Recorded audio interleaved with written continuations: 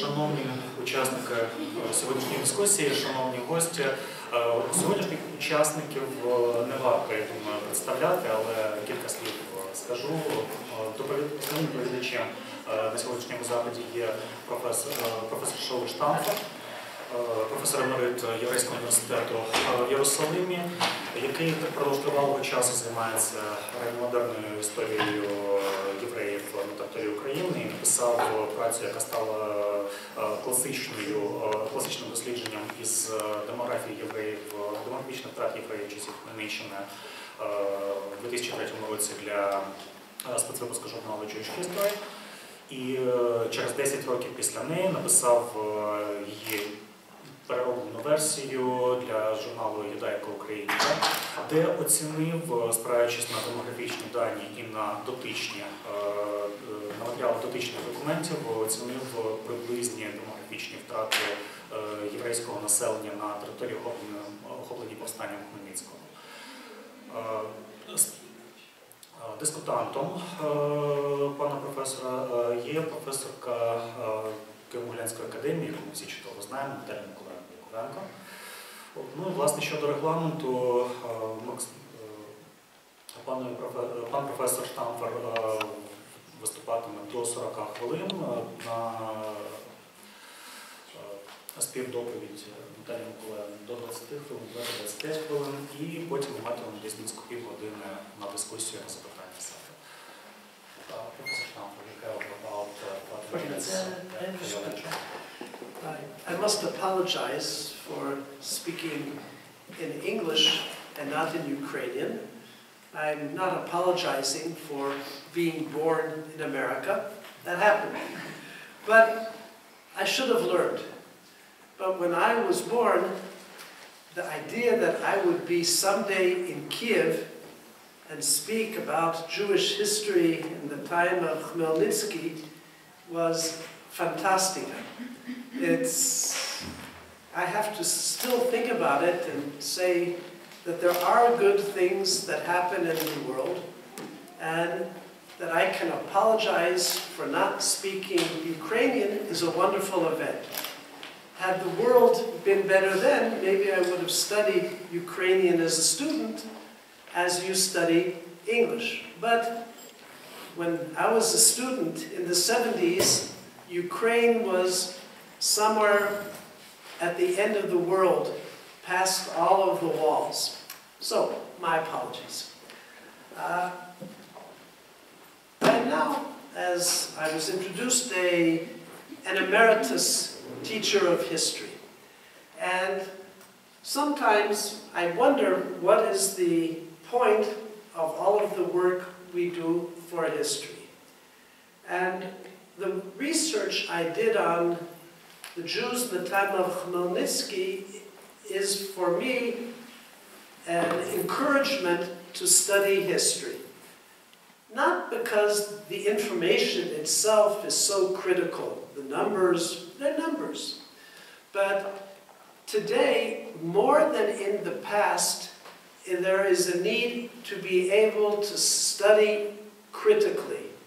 And when somebody says a fact, to say, is that true?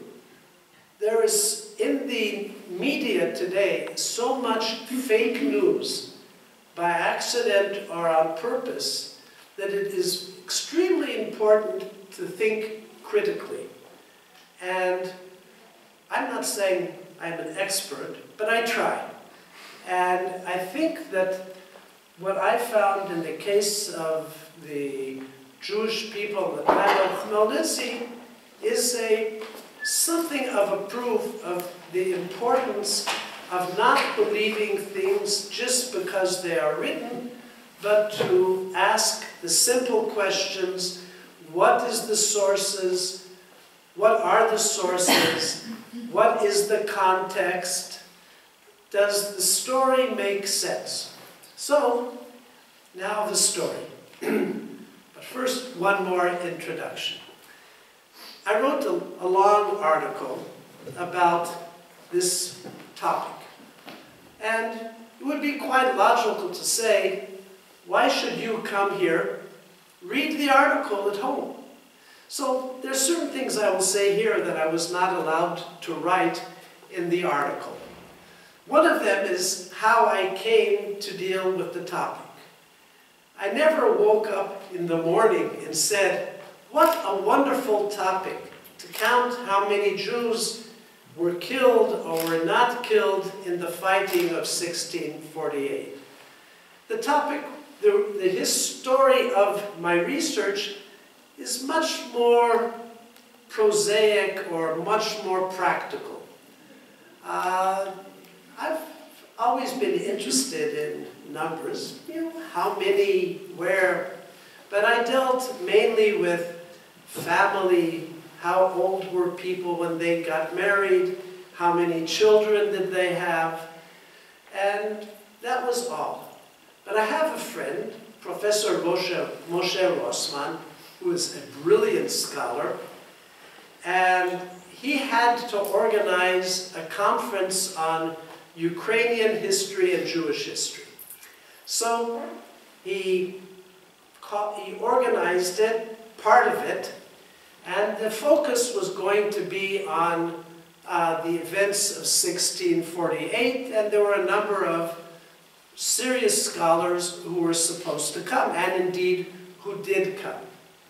So at the same time, he got very, very sick. He was very, very close to death, to bad cancer. But he did not stop working, even in the hospital. And he called me up and he said, Shaul, I want you to give a paper on how many Jews died in the time of the uprising. So I said to him, everybody knows already. So he said, no, I want you to give a paper. So I said, I don't know anything about it. He said, please, Shaul, I don't have anybody else. And a friend is a friend. You can say no to a professor, you cannot say no to a friend. So I said, all right, I will just summarize what was in the literature. And I thought it would take me maybe 2 or 3 days. Of course, what you think is what you think. The reality is more complex. And when I began to look at the literature, then I began to think, what do we really know about the events of 1648? Let's imagine, and you can do this yourselves, when you go to a concert or to a lecture, to look around for 1 second and then think how many people are in the room. If there are 5 or 10, it's easy. But when the numbers get a little bigger, it is very difficult to think, are there 30 people or 40? To know the answer, you have to count. And if you are at a big concert, to know the difference between 1,000 and 1,500 is extremely difficult. You have to count the seats because we are not able to look and simply see how many people are there. We can see the difference between 3 and 4. We can usually not see the difference between 10 and 11. To see the difference between 10 and 11, you have to count. Now, when I started reading the descriptions of how many Jews died in the events of 1648, and there are a number of sources, they have very impressive numbers. This many thousand, that many thousand.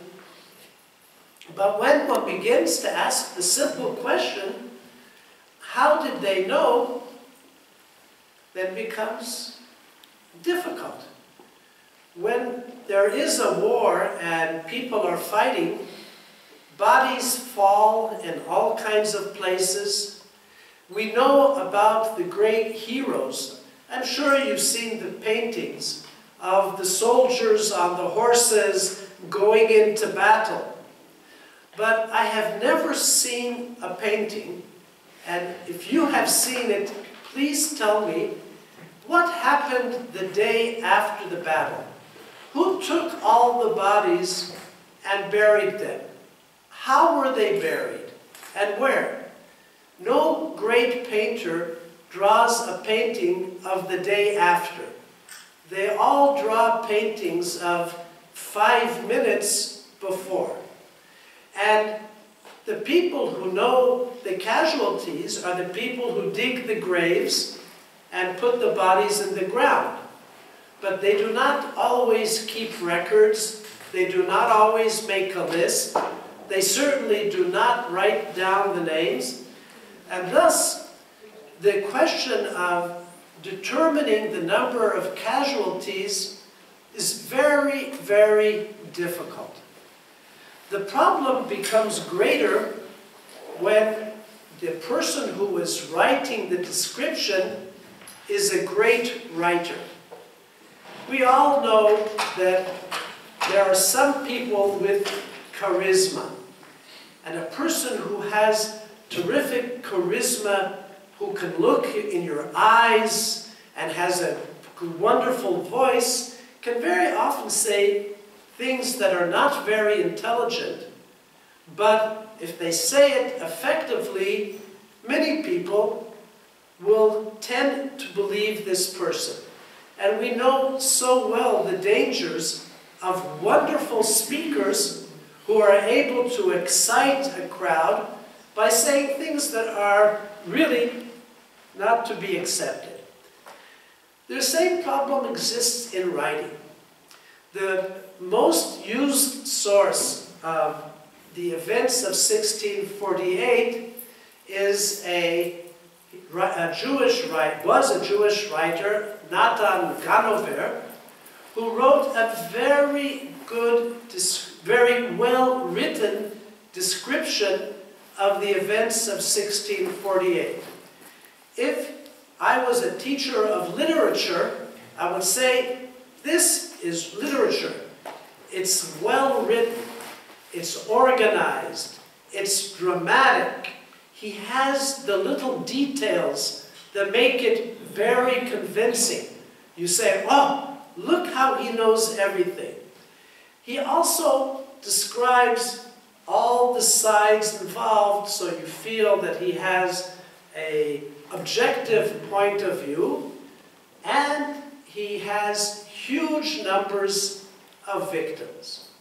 But he writes so well and with such effectiveness that it is hard not to believe everything that he says.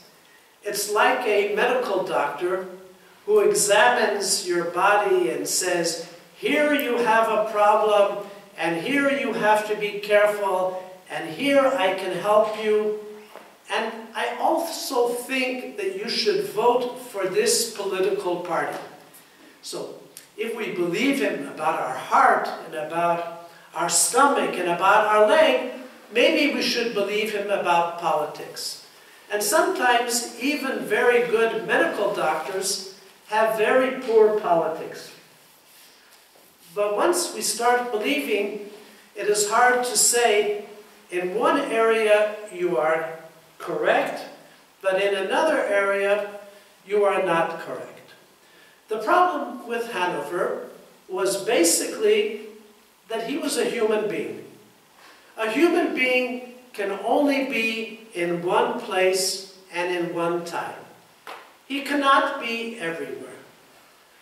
That therefore he can write as an eyewitness for those things that he sees. For everything else, he has to rely on people telling him what happened. Hanover himself was an eyewitness to the beginning of the uprising, but much of what he describes are events that he was told about. And he was certainly, as a refugee, far away from Ukraine for much of the period that he described. And this means that when he talks about numbers, that we have to ask, if you did not see, how did you get an answer about the numbers. So this is a real problem. There are other sources for the numbers, including a source which I think is probably the most boring source I have ever read. Not only is it boring, but it is very difficult to use. And this source caused me, for a few minutes, great heartache. This is not in my article. See, you're getting something that's not there. After I wrote it, I kept on. I'm still working on the topic. There's a book called Tit Hayeven, which lists all of the communities where there were Jews and the number of Jews who were killed there. And the numbers are very large. And the number of cities and towns mentioned in Tit Hayeven is very long. It's a long list. So I began to look at the list, and I tried to locate the cities, but many of the cities were difficult to locate because it was written in Hebrew, and the names of the towns and villages are in Ukrainian. And then I began to think, how could somebody ever write a text like this, a long list of towns, and at the same time to keep all of the cities straight? The information is a separate problem. If I would ask you to make a list of all the cities and towns that you know of in the Ukraine, and then I would give you, let's say, a prize. The longest list will get a trip to Paris. For me, that's one of the best prizes for anything. So how would you go about doing it? So if you think about it, if you want to get a full list, if you go just think of cities, after a while you will get confused. You will not remember which cities you wrote. You will not get a full list. The best way to do it is to think of a map and to go from north to south, from east to west. Imagine the map in your eyes, and then you think of all the places that you are familiar with as you go systematically. So I said this would probably be the best way to make the list.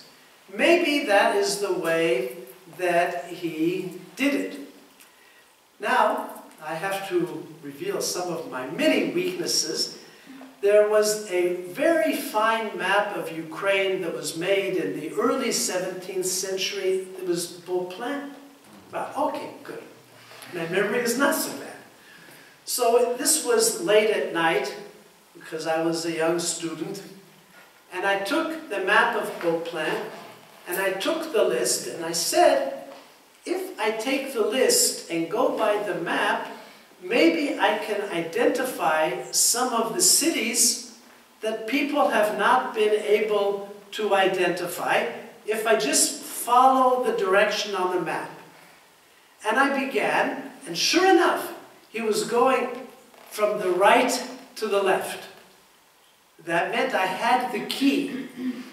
But I started finding one city, and the other cities disappeared. And I had not had anything to drink that night. I had not smoked anything interesting. But it was late at night, and I could not figure out why cities were disappearing. Until I realized that today, on our maps, we have a convention that on the left is the west, and on the right is the east. The map I had of Beauplan was the reverse. The right was the east, and the left was the west. And every time I tried to go with my mental map of Ukraine, the cities were going the other direction. When I finished, I was able to identify almost all of the cities in this very, very boring list. And I hope one day to publish it. But after seeing how well organized was the list, I began to wonder how accurate it was. And the numbers were ridiculous. But the list was very complete and very detailed. And it did not make sense why somebody would work so hard to make a list that is false. It takes work to do something this detailed. Why do it? What is the point? And then I had what I think is the real explanation. The list is a list, but not of what it says. Seems now, comparing it to other similar texts, that it is a list of taxes that Jews once paid, and administrators had to make lists, and they did. This was no joke. You have to keep records. Someone had the list or a copy, and he said, this would be useful not for the taxes, but for the victims. And every zloty that was paid will say that that is whatever number of people. And they transferred the taxes into people, but in a very high exchange rate. So that the source is a very useful source of where there were communities. And it is a useful source for measuring which community was large and which community was small. More taxes, more people. Less taxes, fewer people. But just because it says it is a list of victims doesn't mean that it is a list of victims. Sometimes texts have changed functions. So that it was clear in this text that it could not be relied on. It was clear reading Hanover that he was such a wonderful writer that he could not be trusted. Imagine if I was going to write a history of Napoleon and I would rely on Tolstoy, War and Peace, as a major record. Believe me, it would be more enjoyable to read Tolstoy than to read the boring books that have been written on Napoleon. But this is a novel. It's not an historical record. So even without taking the novels that were written about Ukraine, the message is very clear. So how then can we estimate the number of people who lived in the region of the Ukraine that was affected by the uprising, and then to measure the number of Jewish victims? Here, we have no precise measure. From the very beginning, you have to give up hope of having an exact answer. The answer will be more or less. Maybe 30% more, maybe 30% less. That's not good today. Today, when you buy tickets on an airplane, you want to know if you have a seat. You don't want to go to the airport and to find out that there are 30% more people than there are seats on the airplane. This is a good reason to go early to the airport. But sometimes in history, 30% is better than 50%, and it's certainly better than 100%. So we need to know at least something about the range. How can we find that out? Now, the best way to measure things like this is to look at physical evidence. This is something we can trust. Let us say that tomorrow I meet one of you and I ask you, how many people were present at my talk? I don't know, I didn't count. It's not 10 and it's not 100, but there's a lot of room between. And you would say to me correctly, I was listening to you. I didn't count. So what would be the best measure? You measure this room. How many people can fit comfortably in the room? And if we say that the room was not empty, and it is not, then it has to be somewhere between the maximum and the minimum. This room certainly does not have space for 500 people to sit. I don't even think, maybe there is room for 500 people to stand very, very close together, but not to sit. So one can take a measure. What kind of measures do we have?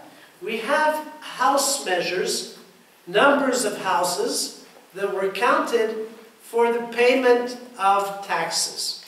And if we take the number of houses, we can say in each house there were maybe 5 or 6 people who lived there. Do we know exactly? No. But in most houses there's not room for 10 people, and most people do not have a whole house for 2 people. Young couples today, when they get married, usually take a small apartment. You don't have a big budget. You don't take room and space that you don't need. So that people who build a house or live in a house do it because they need it. So that gives us usually 5 or 6 people. 2 parents, some children, maybe a relative, maybe a servant. It's in that area. Some families are a little bit bigger, some families are a little smaller. We do not have very many lists of how many Jewish houses there were in communities. But we are lucky that we have a list for one large community, for 1 or 2 middle-sized communities, and also smaller. Here, we would like to have lists for all of the communities, but we don't have.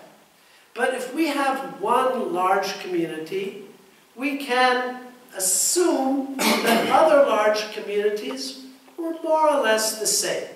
How do we know what was a large community? It's like football. How do you know what is a big city in Ukraine? Which cities have the best football teams, and they're in the senior league of football? A village is not there. It's all big cities. The champion is not necessarily from the biggest city. Champion can be from a city in the middle. But those are the major communities.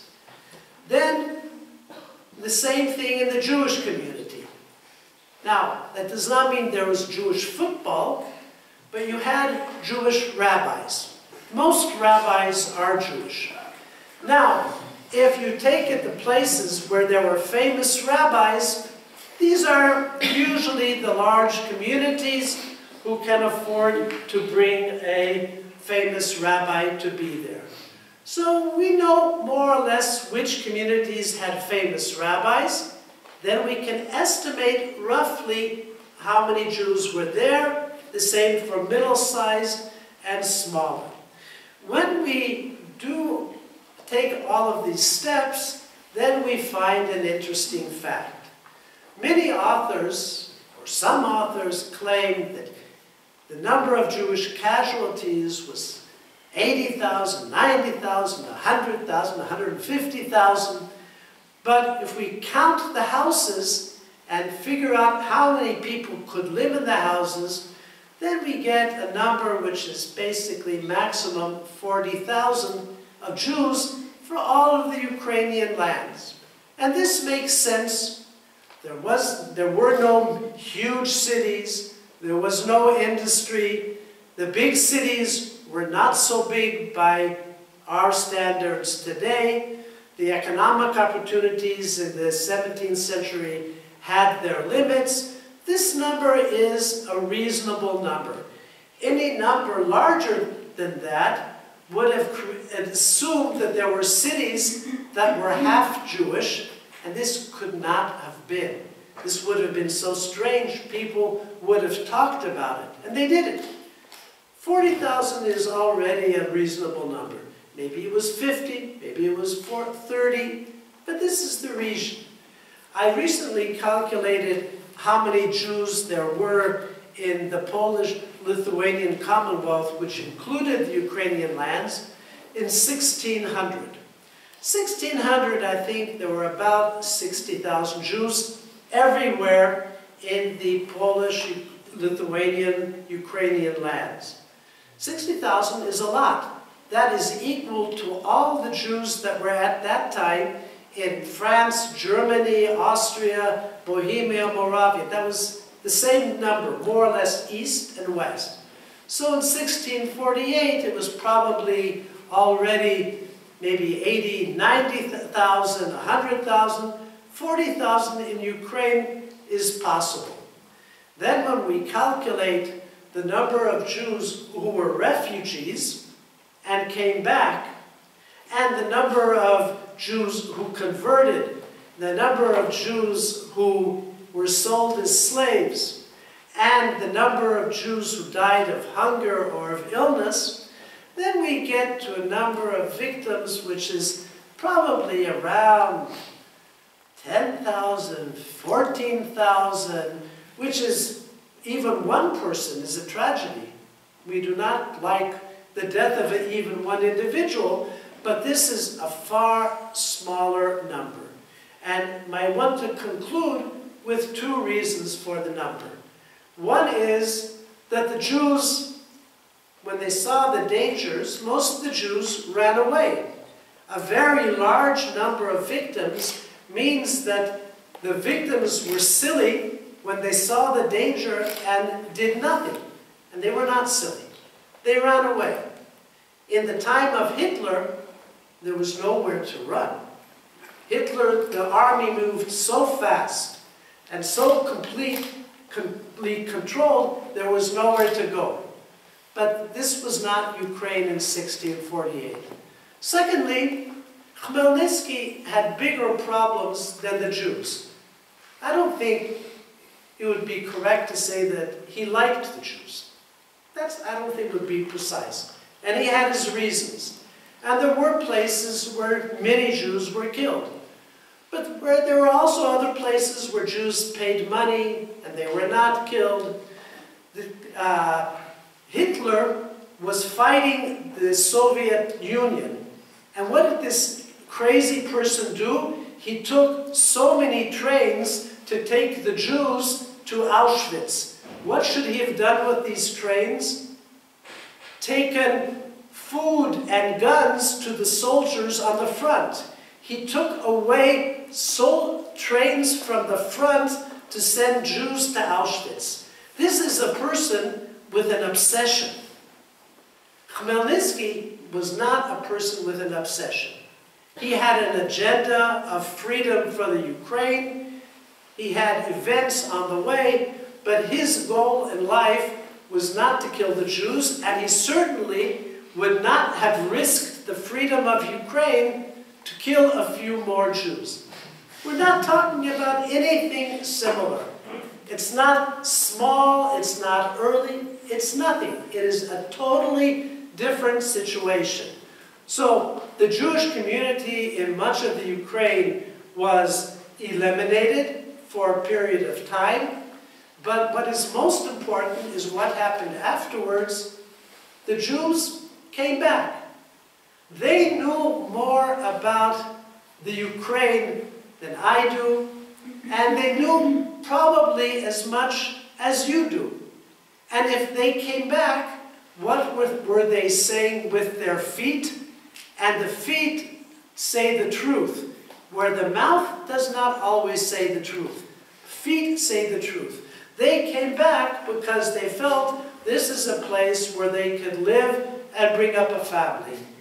Bad events are bad events, but they understood that in the long run, the Ukraine was a positive place to live, and I think events that came afterwards showed that they were correct. So that in this case, looking at the numbers, boring numbers, is a key first to understand what really happened, and then when one understands what really happened, then one can get a better understanding also of the context. So I think there are many topics to study besides numbers, but it is also useful to give attention to the numbers. Thank you for your attention. Sorry, I spoke too much. Thank you, професор Штампфер. Зараз ми надамо слово професору Наталі Яковенко, яка також 14 років тому взяла участь у дискусії на сторінках спецвипуску журналу Jewish History, присвяченого подіям, події, від яких постраждало єврейське населення на території України, охоплені повстанням Хмельницького. І 7 років тому за редакції Наталі Яковенко було видано український переклад хроніки Натана, про яку згадував у своєму виступі професор Штампфер, із передмовою Наталі Миколаївни. Після мови. З післямовою, в якій оцінювалася релевантність свідчень Натана Ганновера, про що якраз теж говорив пан професор. Прошу вам слово. Десь до 20 хвилин. Дякую. Я думаю, що нам було надзвичайно цікаво і надзвичайно корисно, я думаю, нашим молодим колегам цей блискучий екскурс професора в те, що можна зробити навіть з таким безтямно складним джерелом, як Натан Ганновер. В який спосіб можна все-таки його деконструювати настільки, щоб певні інформації з нього витягнути або навіть заперечити інформації, які в ньому є. Що стосується згаданої моєї участі в цій конференції, ну ви знаєте, я б зараз зовсім інакше про це писала. Тоді мене цікавив, ну так, спрощено кажучи, менталітет війни, психологія війни. І через таку призму я тоді подивилася. І йшлося, звичайно, я аж ніяк не демограф, і не розуміюся на цифрах, і не вмію з ними працювати так, звичайно, як працює з ними професор Штампфер, але мені йшлося передусім про те, що стало причиною, що уможливило цей спалах жорстокості, який тривав приблизно 1,5 місяці на початку козацької війни. Я б сказала, я б додала до того, що тільки що говорив професор, Хмельницький не тільки не мав жодної обсесії проти євреїв, він взагалі дуже рідко і дуже декларативно вживав якісь антиєврейські випади, терміни, топоси, і то здебільшого в листах, адресованих Московії, де ця проблема ця розглядалася серйозніше. Те, що відбулося, було наслідком і продуктом так званої селянської війни, кривавого хаосу. Але чому у цьому кривавому хаосі раптом так гостро окреслилася ця проблема і її, вибачте за такий вислів, її розв'язання в очах простого козацтва, плебсу козацького. Сергій Плохій у своїй книжці «Козаки і релігія», вона у нас відома під назвою «Наливайкова віра», він вважає, що причиною цього спалаху стало погіршення ситуації з толерантністю і загострення завзятої жорстокості в Україні в першій половині 17 століття в зв'язку з унійно-православним протистоянням. Думаю, що не без цього, але я б до цього додала, і це мене набагато більше цікавить зараз. І якби я зараз брала участь у цій конференції, очевидно, говорила б і писала про це передусім, мене набагато більше цікавлять інші проблеми. Я за цим бачу набагато складніші речі. І з цих набагато складніших речей я вирізняю дві. Перша – Це середина 17 століття, це перші успіхи того, що ми називаємо православною контрреформацією. Тобто перші наслідки реформи могили, коли відбувається очищення віри. Якщо ви пам'ятаєте знамениту фразу в Зборівській угоді про те, що треба очистити землю від євреїв, значить, то це тотожне поняття очищення віри в категоріях православної контрреформації. Це було започатковано могилою. Це дуже щільно пов'язано з загальним цим поворотом України обличчям на захід. В Україну проникає величезна маса друкованої антиєврейської продукції, яка починає масово виходити з кінця 16 століття. Це не рукописи, це друковані популярні книжки. Це знаменита поема Клюновича «Роксоланія», значить, де цілий розділ присвячений «Читай читачу», там все знайдеш. Це памфлет такий, дуже яскраво написаний, памфлет Яна Агація Кміти, він вийшов у 601 році, «Айзенбріф», назва німецька, текст польський, звичайно, а може на їдіш назва, я не знаю, що він це пародіює, але текст, звичайно, польський. Значить, це блискучі проповіді, а перша половина 17 століття в польській культурі, в польській традиції це ера великих проповідників, яким рівних пізніше не було. Це Петро Скарга, це Шимон Старовольський і Шимон Вірховський. У всіх трьох цих проповідників є антиюдейські цикли проповідей. Так? Значить, і інші, багато інших текстів. Ми не можемо зараз визначити, наскільки вони були друковані. Ці тексти були друковані, значить, обіг їх мав бути великим. Вірховський був взагалі взірцем для українських проповідників. Кміта, оцей Айзенбріф, про який я згадую, це дуже специфічний текст, сліди його я зараз знайшла, і це доводить те, що він був в обігу, він був популярний. Сліди цього тексту я знайшла у львівському хронографі рукописному першої половини 17 століття, дослівні цитати і прямі репліки. Так? Значить, це те, що стосується самого уявлення, цього наставлення антиюдейського, яке йшло способом контрреформації. Православна церква нарешті теж включається в те, що належало їй би давно включитися, але вона, значить, суттєво відставала в цих питаннях.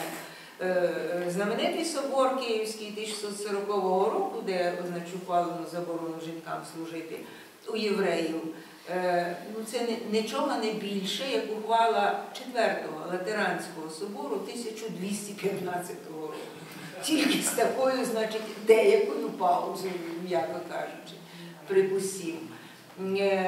Те, що стосується химеричної юдофобії. Дивіться, відомий нам епізод в 1621 році першого вбивства і першого такого погрому з кров'ю в Білій церкві, коли козаки нібито знайшли там ікону, прибиту цвяхами, значить, у місцевого єврея. Це процеси, значить, у західній традиції, правничій традиції, це процеси про профанацію святощів, в тому числі причастя. Перший процес про профанацію святощів – це 1299 рік у Парижі. В 1360-х роках це фіксується в Польщі, це зафіксовано в хроніці Длугаша. І в 1621 році з поступом контрреформації, озахіднення католицьких практик українську церкву православну, в 1621 році це фіксується тут. Те, що стосується звинувачення в ритуальному дітовбивстві. Ритуальне дітовбивство, теж перше ритуальне дітовбивство, це 1144 рік Англія, значить, младенець нещасний Вільям Зновича. На території Польщі, Польща теж не відразу це перехоплювала, треба було, значить, тоді люди їздили мало, не літали літаками, і інформація проходила помалу. Перший процес ритуального дітовбивства на території Польщі, самої Польщі, корони польської, 1547 рік. Коли на території України, не знаю, чомусь ніхто не візьме собі за труд сісти і підряд сумлінно гортати судові книги. цілком випадково, спеціально не шукаючи ці тексти, я знайшла перші згадки про ритуальне дітовбивство на Волині, у Заславі і у Володимирі на Волині, датовані другою половиною 1560-х років. Тобто це досить інтенсивне проникнення вже в Польщу. В часи, значить, згущаються, якби. На Волині оці 3 епізоди, які мені вдалося знайти, вони не скінчилися, значить, звинувачені були виправдані за браком доказів. Тобто це не набуло ще такої завзятої жорстокості. Але наскільки часто, наскільки багато це повторювалося потім, в яких регіонах судові книги збереглися, це проходило через світський суд. Значить, прошу дуже, хто хоче, шукайте, мені здається, це надзвичайно цікаво, якою мірою це могло наростати так, щоб це теж вистрілило у середині 17 століття. Це все один до одного зліпляється. Це створює, значить, певний zeitgeist, розумієте? Простолюд не читав Кміту і не читав Бірковського, але простолюд ходив на літургію в церкву. А священник, який навчався в Могилянському колегіумі, читав і Кміту, і Бірковського, і Скарбу, само собою, і Слішковського, і кого хочеш. І Мічинського, мабуть, читав і так далі. Це найзнаменитіші праці, такі антиюдейські, які вийшли в першій половині 17 століття. Тобто це опосередковано випромінювалося на простолюд, на ту козацьку чергу. Це перше, значить, я сказала 2 причини. Перша причина – це поступ православної контрреформації, як ми її умовно називаємо, так? Це усталилася вже ця дефініція, тобто озахіднення православної церкви. І другий момент, про який взагалі, значить, я ніде не читала, ніде на це не натрапляла, а він мені видається фантастично важливим. Середина 17 століття – це очікування Антихриста. 1666 рік – це точна дата приходу Антихриста, значить, в зв'язку з тим, що 666 – число звіра. Значить, про це пишуть цілком серйозні люди.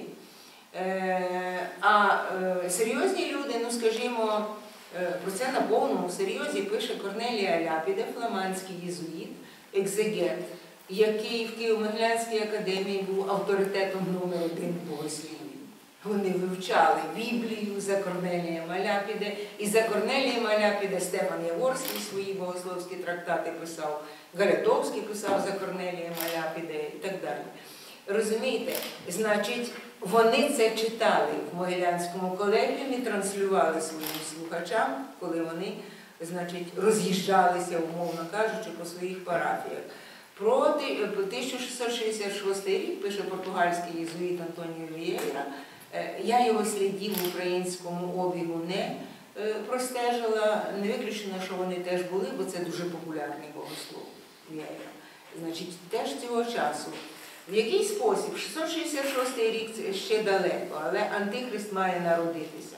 Антихрист, як відомо, прийде, значить, і буде робити те, що робити, значить, напередодні кінця світу, в такому самому віці, як Христос. Значить, йому має бути 33 роки. Прорахуйте, коли він має народитися.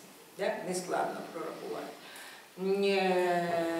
Антихрист, про що вперше писав, наскільки я знаю, перше блаженний Августин у своїй книзі «Лібер де Антихристом», ще блаженний Августин.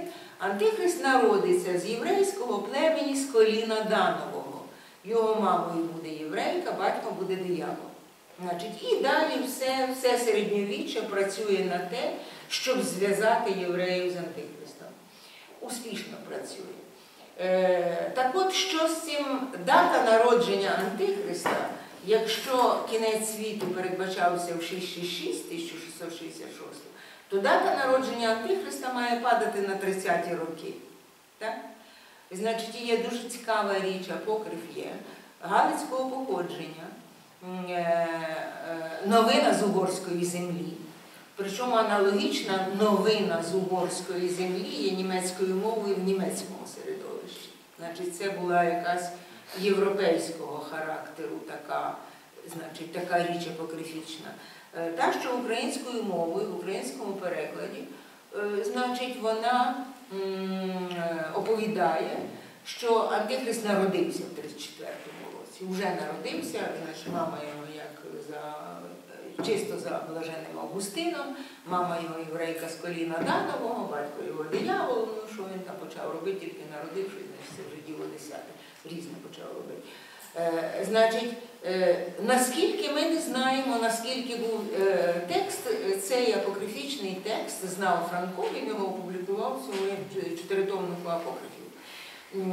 Франко не відстежував його поширеність, популярність, значить, наскільки його множили, і оскільки це спеціально досі не досліджено, поки що нічого не можна з цього приводу сказати, опосередковано ж можна сказати, що в 1646 році Кирило Транквільон Ставровецький видає перлом цінне свою книжку, напівпрозою, напіввіршами, значить, різні там, різноманітні речі, вона така досить мішана, вона не зовсім богословська, не зовсім проповідницька, а так про все потрошку. В перлі многоцінному він не згадує лист-новину про те, що Антихрист уже народився, але він заперечує не народження Антихриста, а він заперечує те, що Антихрист народився в Вавилоні. Бо лист-новина каже, що Антихрист народився в Вавилоні. А Ставровецький пише, ні, він не в Вавилоні народився, він, значить, народився на Заході, і він піде з Заходу, він спершу прийде, скине папу, а потім, значить, це боротьба з протестантами, значить, тут замішані різноманітні сюжети. А потім він через Рим, скинувши папу і кардиналів, він через Рим піде і тоді сяде в Єрусалимі, бо Антихрист має сісти в Єрусалимі. Це значить, що і Ставровецький знав цей лист-новину. Значить, якщо знали цей лист-новину священники, то вони повинні були теж говорити своїй пастві у проповідях, у неділю. Повинні були говорити, стережіться, добрі християни, ось наступають такі часи, Антихрист уже народився, значить, і там станеться дещо станеться. А Антихрист – це дуже щільна прив'язка до євреїв. Ви розумієте, наскільки створюється клімат підігрівання антиюдейських настроїв, сентиментів, значить, і наскільки просто там, де вже це все настільки підігріто, наскільки просто вкинуть просту іскру, у якій замішаний ще й соціальний антагонізм, звичайно, він присутній, так? Соціальний реванш, як це називається, у якій примішана жадоба збагачення елементарна, заволодіти чужим майном і так далі. Тобто суто матеріальні чинники примішуються. Але щоб такою мірою спрацювали матеріальні чинники, щоб нормальна людина стала різати полобачення в величезних кількостях, так? Значить, потрібен був якийсь густіший бульйон, густіший поштовх. І мені здається, що надзвичайно важливі ці два моменти, якими можна пояснити те, що сталося, не виправдати, звичайно, це само собою, але пояснити, це було вмотивовано, це не контролювалося і не інспірувалося ні Хмельницьким, ні старшиною. Вони були люди освічені здебільшого. І, звичайно, що вони в цій дурниці для простолюду і всі темні чутки, вони вірили мало, і вони були людьми раціональними, їм треба було вирішити свої проблеми, свої завдання. Це тільки справа маси простолюду. А 48-й рік, літо 48-го року, аж до Зборова, ви пам'ятаєте, це величезна кількість, ще коли навіть до козацької черні, вона теж, в Парижі Сорбон не кінчала, м'яко кажучи, вона теж була дуже глупо неосвічена. Але ще до козацької черні додавалися селяни. Тобто основна маса цієї стихійної, темної такої ненависті. Дякую, я напевно. сказала все.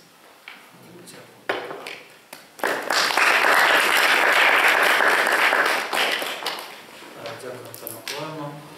Ми маємо десь близько півгодини на обговорення, на дискусію, на запитання. Професор Штампфер, maybe you have questions to Professor Яковенко? If I understood better, I would have had more questions, but I could read Ukrainian, but hearing Ukrainian, I'm afraid I might have gotten things backwards and upside down together. So I think I will correspond. Я не подумала, може російською мовою просто. Може вам легше російською придеться? Просто, якщо навіть мішаний я боюсь, что я так много не понимал, так что спросить это будет стыдно для меня. Но если if there are questions here, perhaps Professor Yakovenko or I could respond to questions. Шановні слухачі, хто має запитання до професора Штампфера або до професора Яковенко? Представляйтеся, будь ласка, для запису.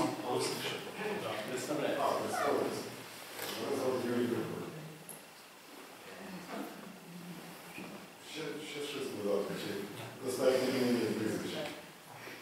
Достатньо? Дякую. Наталя Яковенко, ви сказали, що Хмельницький звертався в листах до московської влади і там згадував про єврейське питання. А скажіть, будь ласка, коли почалися ці контакти з козацькою політикою, перші контакти з московською владою? Чи були ці контакти до початку повстання? Ні, не було. У Хмельницького не було. Перші контакти почалися майже відразу з початком війни, у 48-му році. І апеляція була спочатку досить нейтральна, потім після того, як тут почали туди-сюди їздити східні патріархи, вона набула дуже виразних, конфесійного виразного забарвлення. Це знамениті гасла. А яка ситуація з євреями, розселенням євреїв була на території Московського царства? Ніяка. Євреї не могли жити на території Московії. Євреїв сприйняті, московитів, московських євреїв. Ні, євреї не могли жити на території Московії. Логічно уявити, що інкорпорація України після 1954 року, ми знаємо, що перемовини почалися, як ви правильно сказали, відразу від Хмельницького пішли запити про те, що чи не допоможе східний цар в боротьбі священні проти зрозуміло кого. То питання таке, чи могла б інкорпорувати Росія, Московія, Україну, на якій перебував би єврей?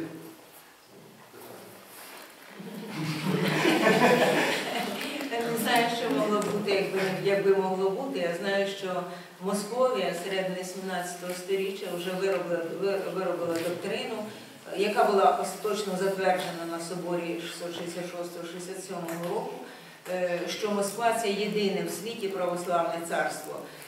І на цей час стара ідея Москва, Третій Рим пішла в небуття. Московія залишилась єдиним чистим православним царством. І в цьому православному царстві не могло взагалі жити іновірців. Лютеран підпустив трошки Петро І, а католиків, як ви знаєте, не могло далі жити на території Московії. Вони не мали своїх, вони не могли, не мали храмів і так далі. Про євреїв взагалі мови немає. Євреї сприймалися в Московії. Так, ви можете прочитати в патристиці, як євреї, як люди, які вбили Христа, які не прийняли світла віри. Тобто Україна, військово-запорозька, мала війти в Московське царство виключно виключно чисто. Очищеною. Ну так не вийшло, професор Штампфер може краще розкаже, як вони верталися. Дуже добре, ну правда, на території Волині, тут зато Моше Росман згаданий, тут на територію Волині, як в Дубно поверталися євреї, як швидко відбувалися ці повороти. Ці повороти відбувалися швидко, я не знаю, як на території, яку займав гетьманат, якщо можна взагалі говорити, значить, про якусь конкретну дуже територію, тут на правому березі, а не на лівому березі.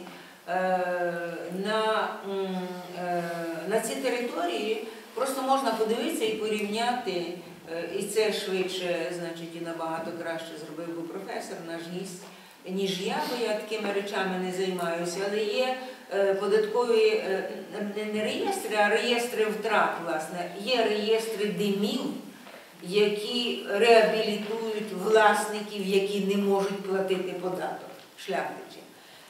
Такий реєстр є 50-го року і є, здається, 53-го року по Волині. Це блискучі реєстри, бо в 50-му році ми бачимо, що страждали не тільки від козацької війни, страждали далеко не тільки євреї, а нарівно страждали християни. Це була така кривава мітла військової субкультури, збройної субкультури, яка знищувала просто по дорозі все. Значить, і це дуже добре видно по цих реєстрах. Було дворів, скажімо, от Киселин, я згадувала Киселин, десь таке містечко Киселин на Волині. Значить, було скільки то дворів, залишилося там 2 чи 3 двори, зникло, загинуло, люди вибрані. Тобто люди вибрані, це невідомо. Полон їх татари забрали, вони померли, чи їх зарубали, чи в якийсь інший спосіб вони загинули, їх вже нема.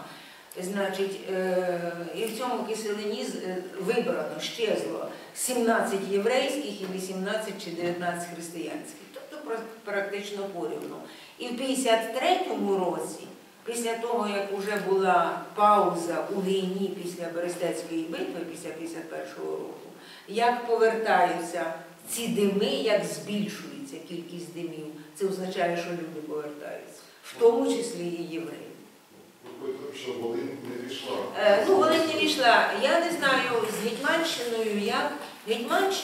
Євреїв ми бачимо, у нас є дірка джерельна по Гетьманщині другої половини 17 століття. З другої половини 17 століття ми маємо лише епістолярні і трошки наративних джерел, значить, де було, м'яко кажучи, не до євреїв під час руїни. Вони не згадуються під час руїни. На початку я зараз, остання моя фраза в цю відповідь. Євреї починають згадуватися уже з 18 століття поодинокі у тих щоденниках, які є. Веде справи Яків Маркевич, знаменитий автор діаріуша, який він вів все своє життя, він вже вів справи з євреями. Це значить, якісь поодинокі євреї там були. Навіть менше.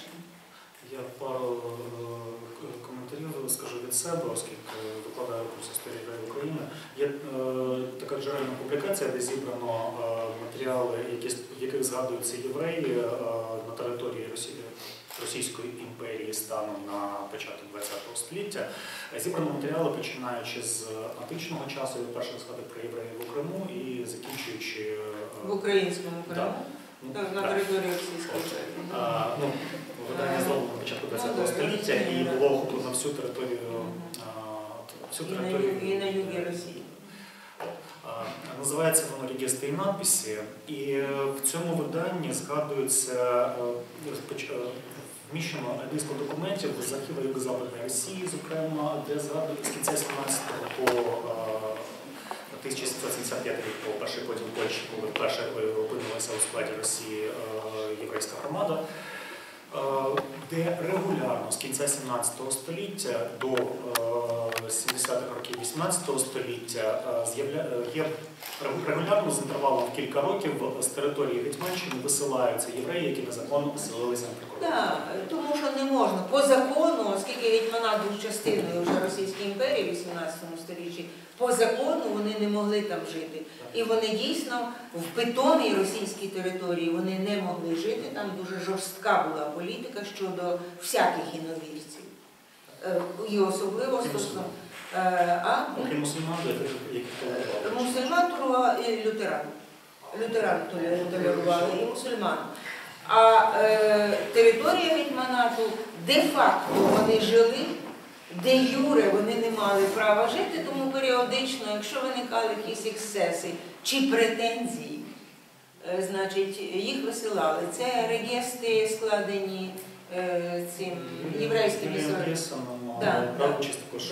Тільки цього в архіві його Западної Росії не може бути з якимось іншим виданням. Там зібрано з кількох западів Южної Западної Росії, з кількох корпусних публікацій багато тому. Акти Южної Западної Росії, так. І там же вміщено документи, якими дозволяється тимчасовий в'їзд до Гетьманщини на ярмарки. На ярмарки це вільне ярмаркування, це традиція Речі Посполитої. На ярмарках вільно бути кожному з рогами, без рогів, з хвостом, без хвоста. Це святе. Це право ярмаркування залишається на гетьманаті і в Слобожанщині, російській навіть. Слобожанщина формально російська територія, імперська територія, але право ярмаркування залишається старе західне. Можливо, ще є запитання?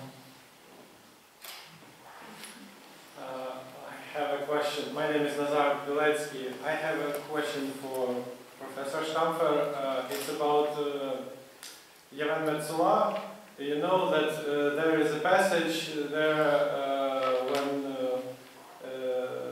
Khmelnytsky comes to Pereyaslav and these people greet him and say that he is Nasiel Kim and something other words. And this passage usually is translated as prince in English or knyaz in Ukrainian or Russian, książę in Polish. But the real dukes that are princes that are mentioned in this text are called Haduksim. And I know that Nathan Hanover usually takes some citations from prophetic books of Bible, and in prophetic books of Bible, Nasi can even mean some kind of king or something like that, and calling Khmelnytsky as Nasi, can it mean a great amount of mockery for him in this text?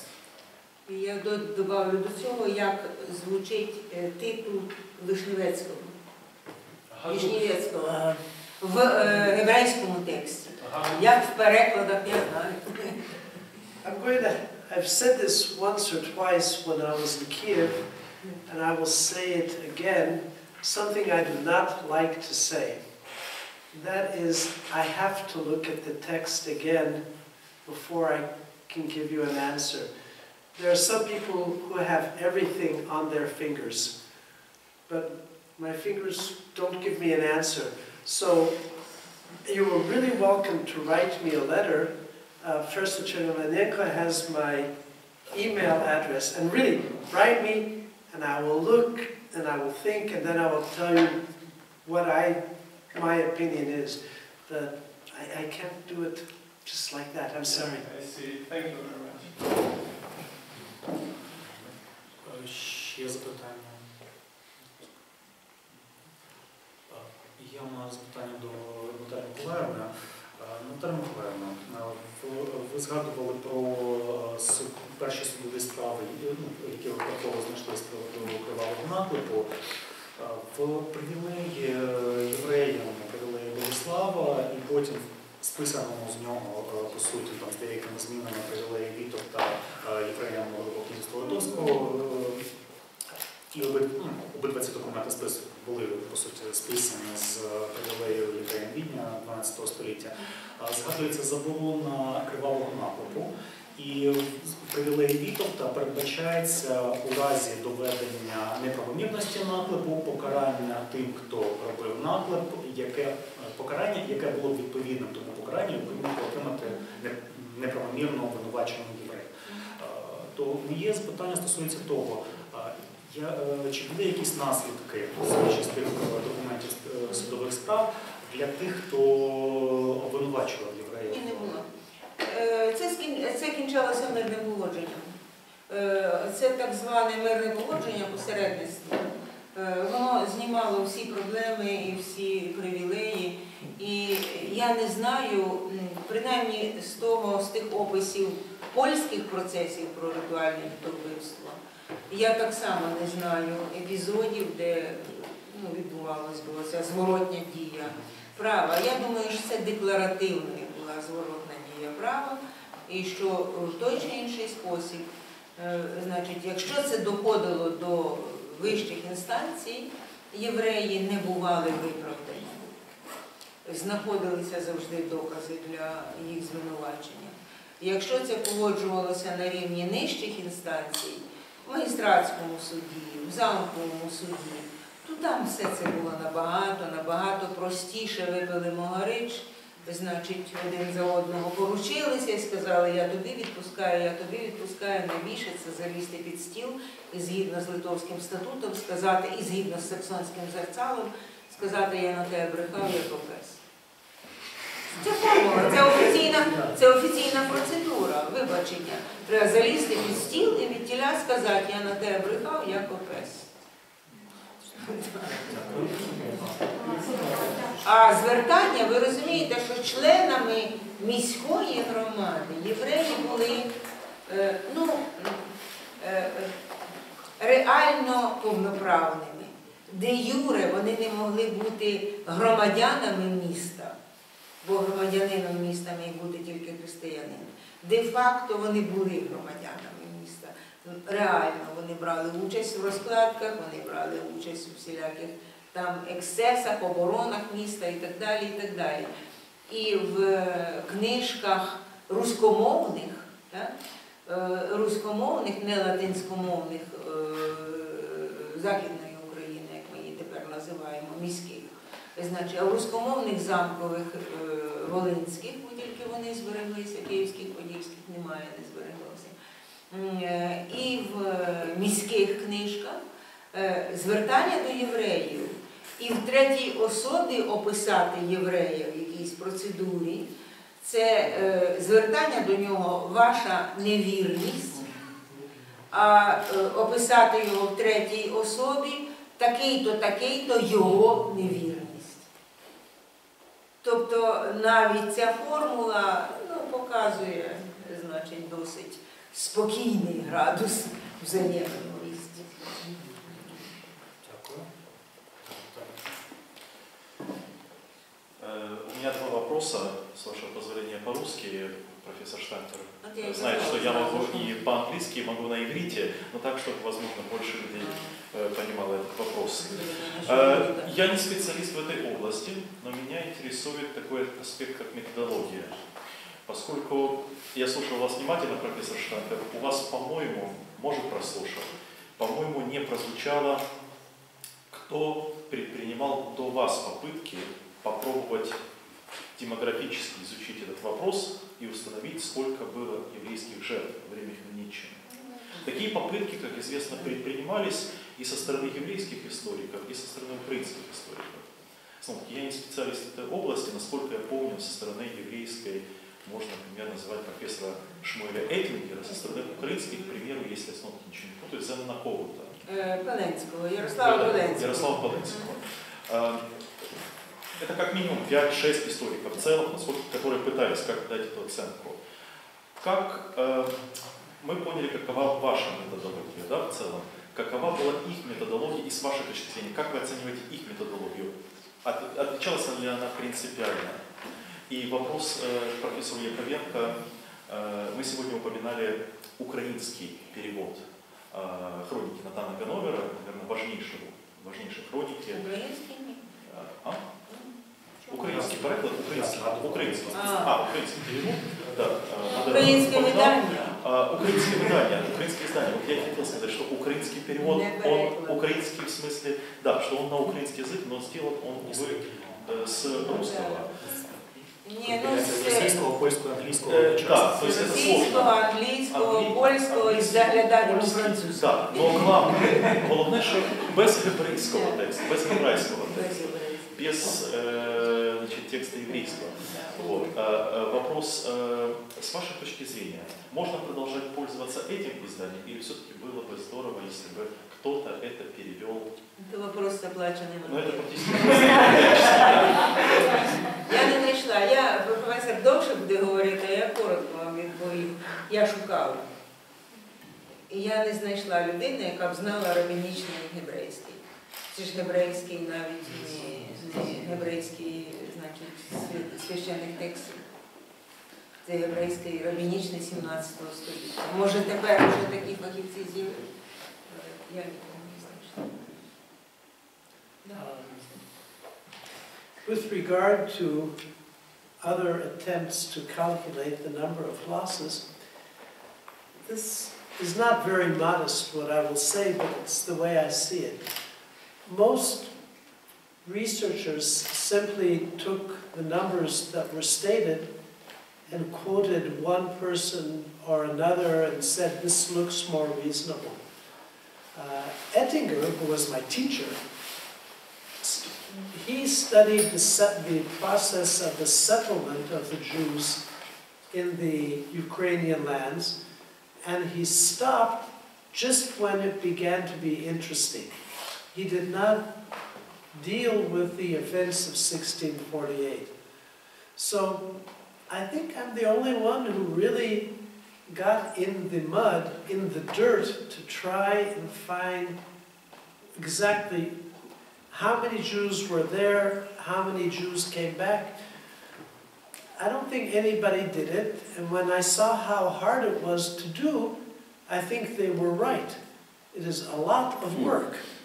So I've now collected a lot of more material, and I hope to sit down and to put it all together. But there was never an attempt to really go through the details, and to draw a picture, you need the details.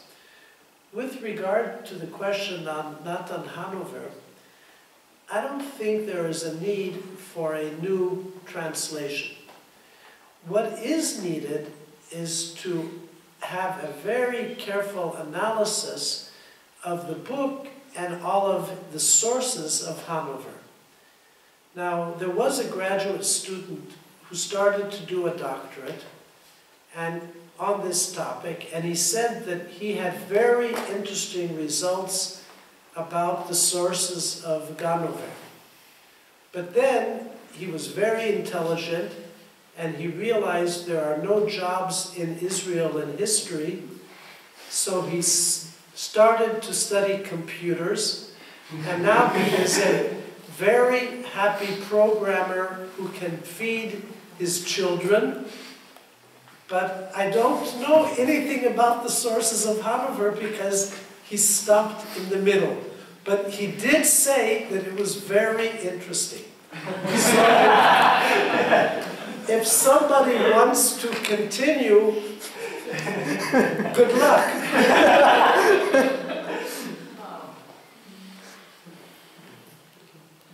У нас є час ще на одне запитання. Очевидно, немає більше запитань із зали. В такому разі хочу подякувати учасникам дискусії.